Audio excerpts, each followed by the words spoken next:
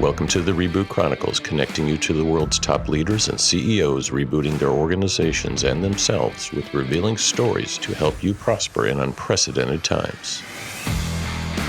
I'm your host, Dean DeBias, and as a serial CEO who's led dozens of companies that created thousands of jobs and billions in revenue, my passion is uncovering powerful lessons that can inspire you to reboot your organization, your career, and your life. Listen and subscribe wherever you get podcasts or at rebootchronicles.com. I'd like to welcome Vanderbilt University's top leader, Daniel Diermeier, to the Reboot Chronicles.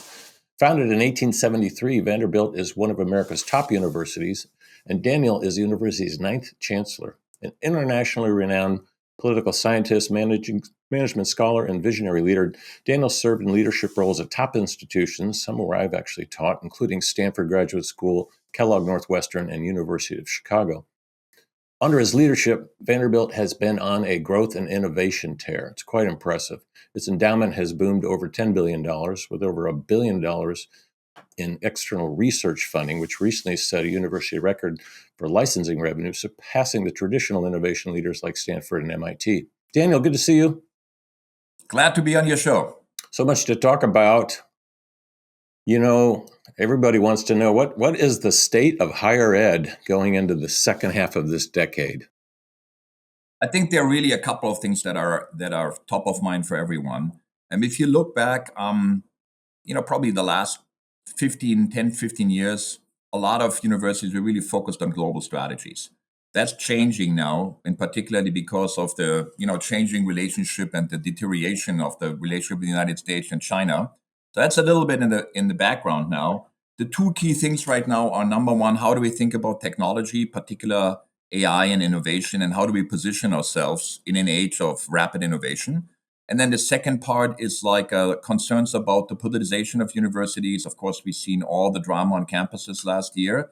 That is a big challenge for many universities. So I would say right now, on the one hand, technology and innovation, and what does it mean for universities? How do they think about how they position themselves? And then the second piece is really the political environment.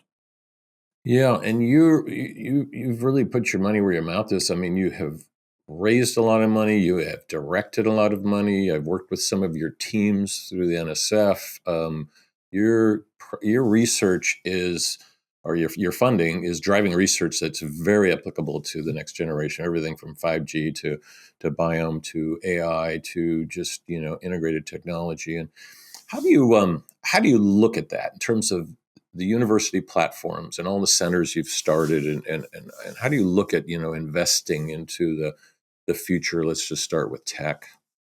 Yeah, I think a lot of that is really driven from the faculty. So what you have to do is you have to align the excitement and the innovation of the faculty with where the opportunities are.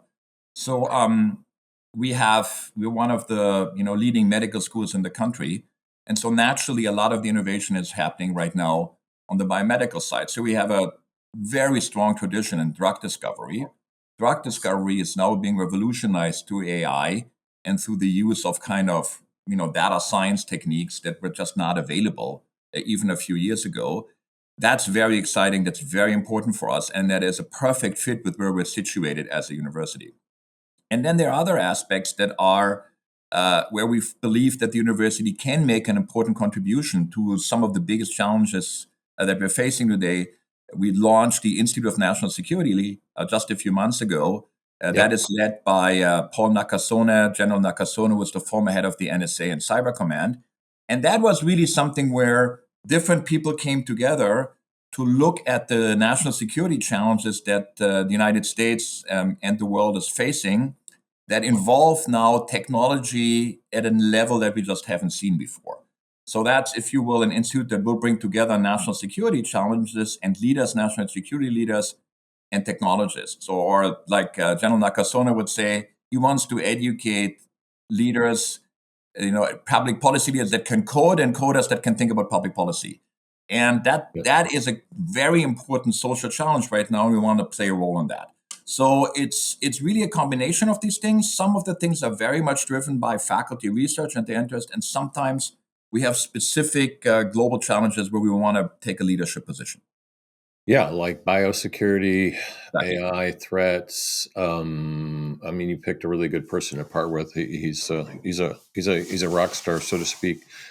Um, and you've done some other innovation groups on campus as well that seem to be flourishing. How do you choose what to invest in? So AI, as we talk about a lot on this program, because we have a lot of tech leaders on, but it's not really a category itself. It's enabling just about everything, all of your schools. And so, yeah, I'm just curious. You seem to have more of a, with your leadership, more of a practical view of research. There's obviously deep research that is needed, but you tend to have a lot of market facing. When I threw out that line, like your licensing revenue, let's just call it, is through the roof. Other universities wish they had that much. So, what's I'm not even sure what the question is here. What's your secret sauce, I guess? Well, I mean, let me make one comment on what you just said, which I think is exactly right. AI is may transform business. We'll see to that, but it is transforming science, and it's basically a capability that people all across the board are utilizing now. And so that's anything from protein folding to astrophysics to even in the humanities are people using it. And so that means for us is when we make investments, right? We need to. It's absolutely critical for us that we make investments that benefit a variety of different faculty research. It's kind of like investing in a platform, if you will. So the way we've done that is we're creating a new College of Connected Computing, which takes all the AI, computer science, and data science faculty and puts them into a new college that then can be connected with the various research areas. And what we've learned is that the best work there really happens when people that have deep domain expertise work with people that understand the tools well. So another example that we're very excited about is this is in the area of traffic, future of traffic Yeah. and mobility, where people are studying and understanding, gaining a deep understanding of how phantom traffic jams happen, those things where there's no cause, but there's basically too many cars and then they bunch up. What are the dynamics, what are the mathematics of that, and how do we do that? And we have the biggest test bed on one of our interstates here. It's like 10 miles where we actually can test out traffic solutions for that. That's people that understand traffic, civil engineering, computer science, but that is all enabled by our investment in AI and technology. So that's the platform investment, if you will. And then you have to invest in the areas where you have a real chance to be a world leader. So this is critical. So you can't just try to kind of copy what everybody else is doing. You need to look at the areas where you have a right to win Hmm. and then invest there. And that means for us, for example, in as I mentioned, the drug discovery, medical devices, we have great work at the intersection of surgery and engineering. But we're not as strong in general language models, for example, generative AI, those type of things. So we have some people that work on that, but that's more something where we would use those tools. So you have to always ask yourself, what's the area where really you can really be successful? And in other areas, you may just have that's invented or you partner with other universities that have strength in that particular domain. I love that, Daniel, because it's, admitting, hey, we're not strong in LLMs. There's a lot of people that talk about it and they're actually not strong in it, or it's not their Yes. core. For instance, I just did a Forbes article on, quantum computing. So obviously one of your alma maters came up, Chicago, and all the things we're doing in the state of Illinois. And just, you might be doing some quantum stuff, but I love that right to win, which is such it's good and bad. I guess it's a swim lane. You're saying, hey, this is where we're strong, clearly medical, clearly engineering. But your engineering school, did they say, hey, you set up this college for connected computing? Why? Well, I'm the dean of the engineering school. Why am I not doing this? And I Yes, like it it's a good because it's like question. the future is going to come from the convergence of all of that. But Yeah, yeah, yeah. yeah, These are always the things, of course, you have to work through. Just like in any business, you have to ask yourself, if that's the task, this is what we have to build. How do we now find an organizational structure that works around that? And I think we have a culture at Vanderbilt where we're more willing to take chances in that respect. So we are a very collaborative culture, and we are able to, I think, act with intent and also willing to sometimes do things that are a little bit bolder, require some sense of courage from our board, which has been very supportive to say, hey, we're gonna go in this direction. And by the way, it may not work. right. It may not work, and if it doesn't work, either we pivot or we change.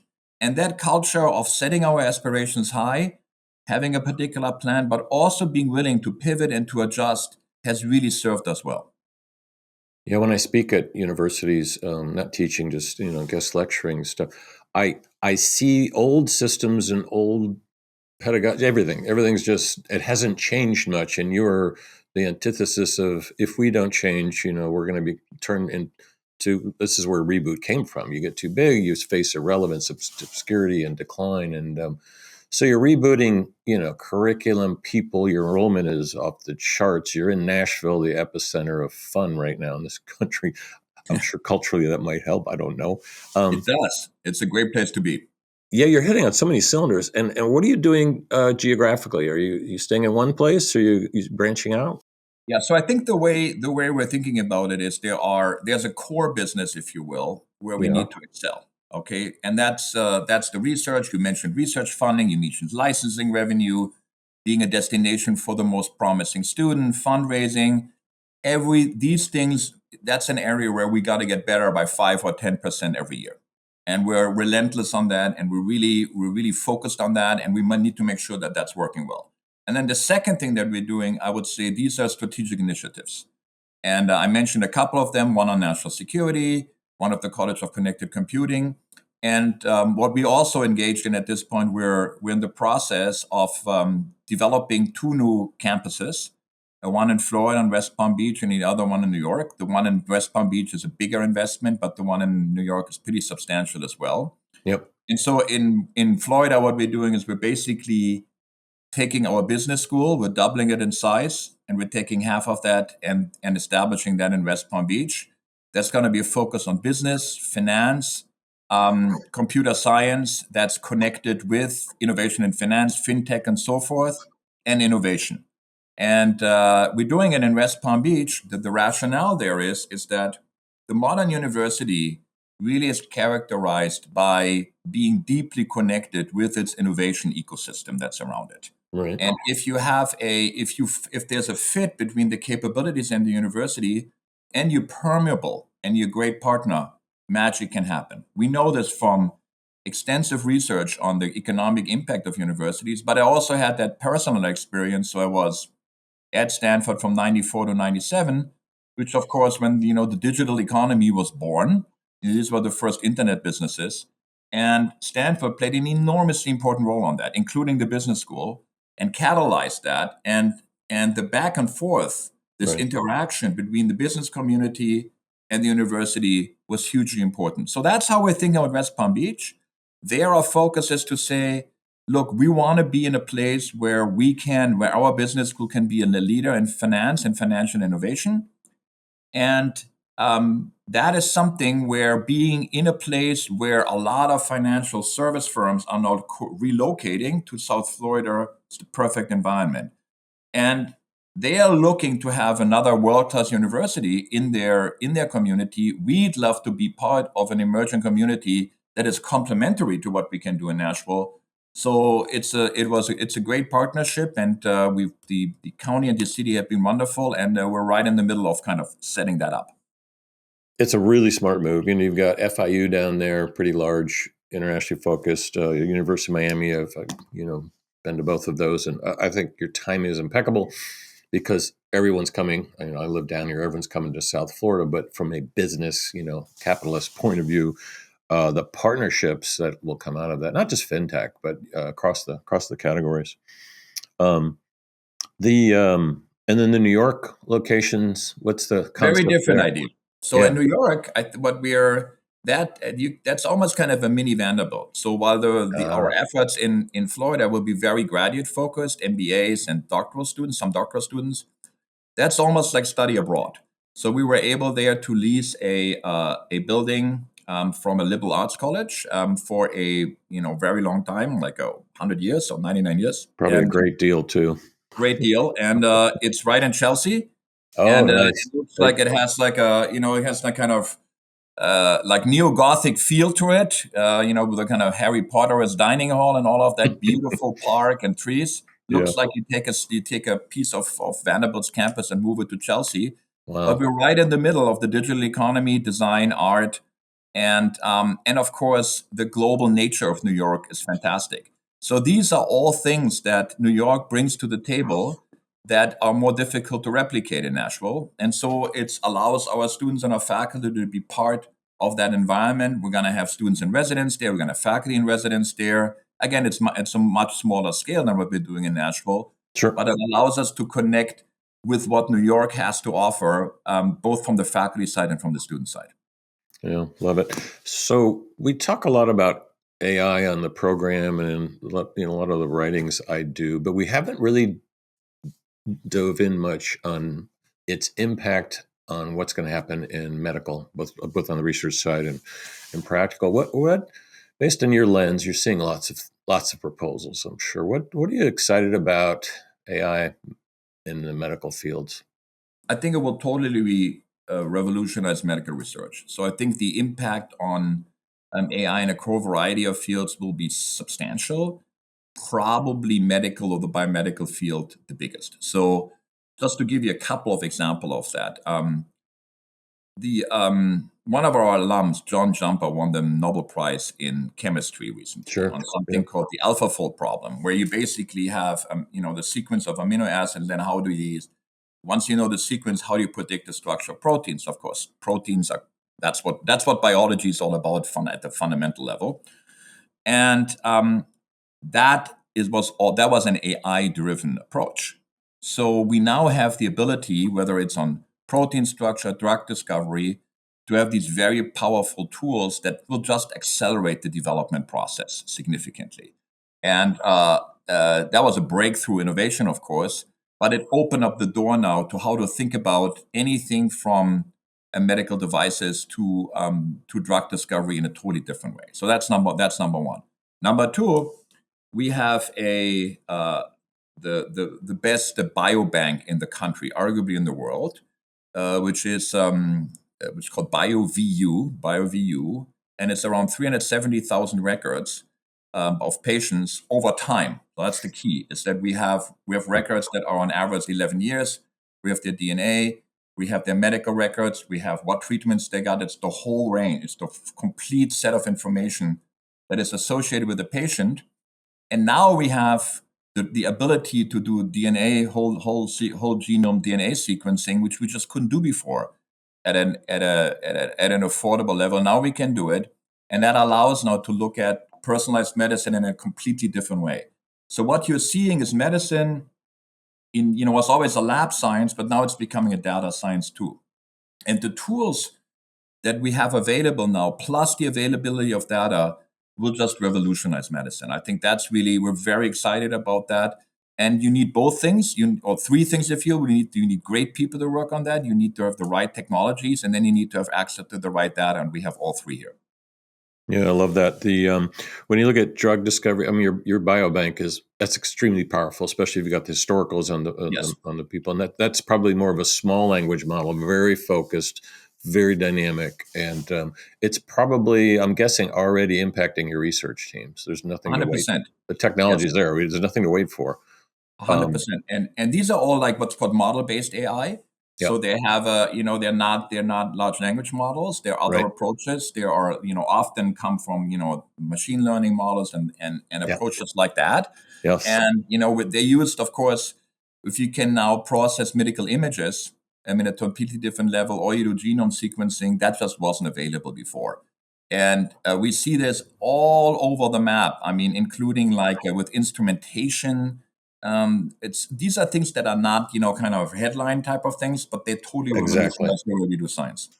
That's exactly why I asked. Yeah, and with your focus, it's like you probably don't need these massive data centers to crunch stuff. I know you're a big IT shop, but it's just the medical school alone is these institutions need to become tech leaders themselves, and that's probably been a big shift in your culture, I would assume. This is true, and this is really the rationale for why we're taking the AI and data science and computer science faculty and students and moving them into one unit, so that they can have connectivity with the rest of the university. So they're Yeah, not in a particular corner of the university, which was great, but this is just like a much bigger play now It's no longer just limited to engineering. And I mean, we're having anthropologists that are studying Andean ruins using AI techniques now, where they analyze satellite images and find basically, evidence of human habitation, 40,000 of those sites in the Amazon. It's just a tremendous transformation of what we can do. Wow. And we need to be organized and set up as a university to take full advantage of that and provide the environment where our faculty can do their great work. Yeah, when I was at Kellogg Northwestern, they had the MMM program, so it was a little bit of engineering, a little bit of, Yes.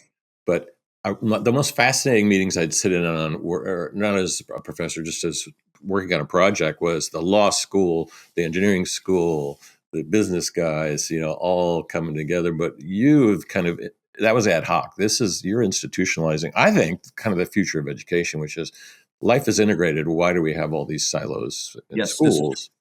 and culture is really important there. I mean, you can redesign org charts all day long, but the important thing is that people work together and that that the walls between the various different parts of the university are not high. And that fundamentally is driven by things like physical proximity that helps. You run into each other, but fundamentally a commitment to work together. So we call this radical collaboration, kind of collaboration at the root, not just Yep. kind of as an afterthought.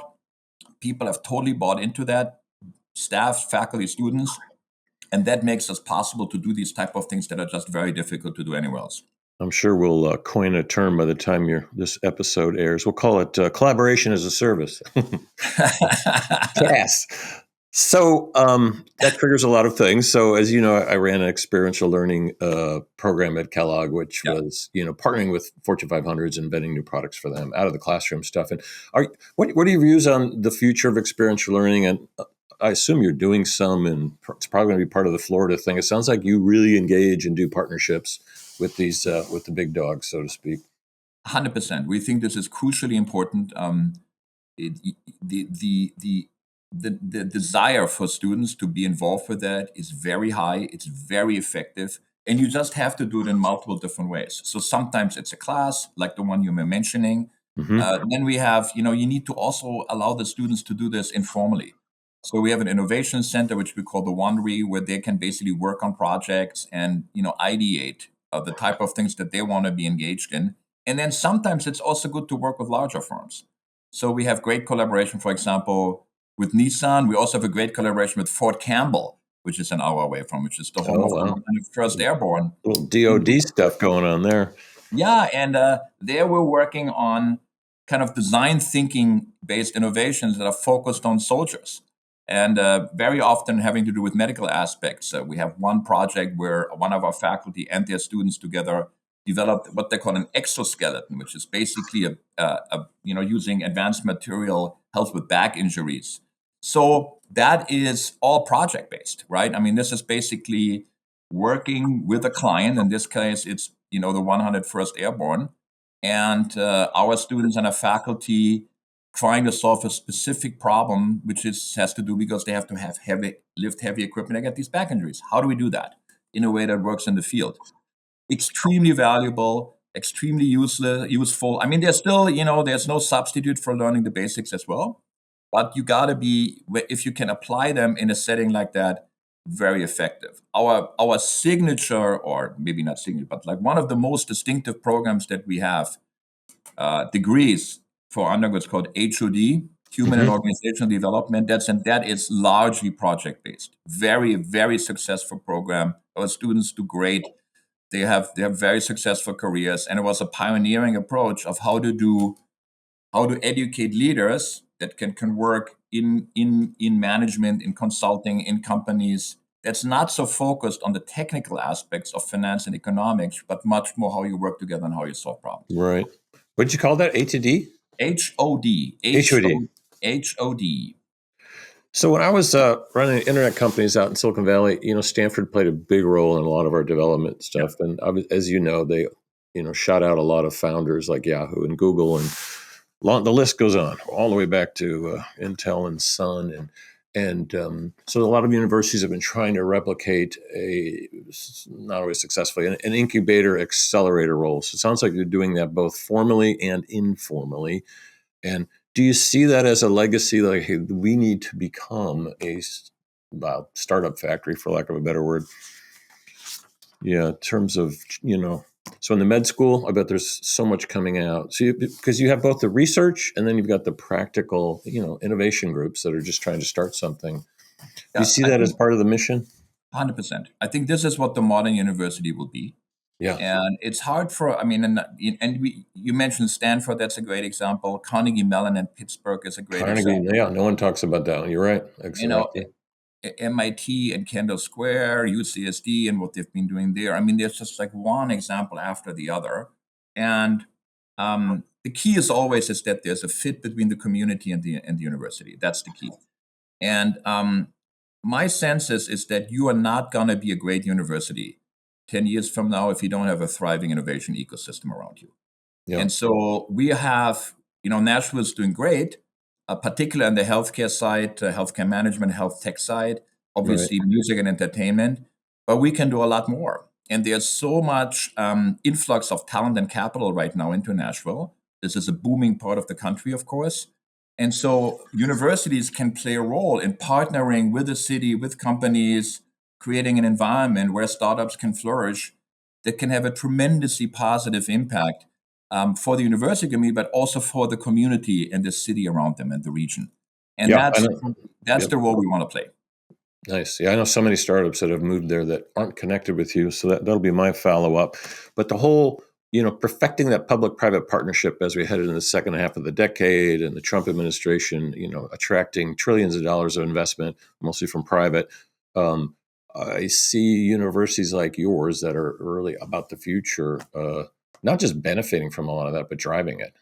100%. And I think what people still underappreciate Yeah. is what innovation machines universities are.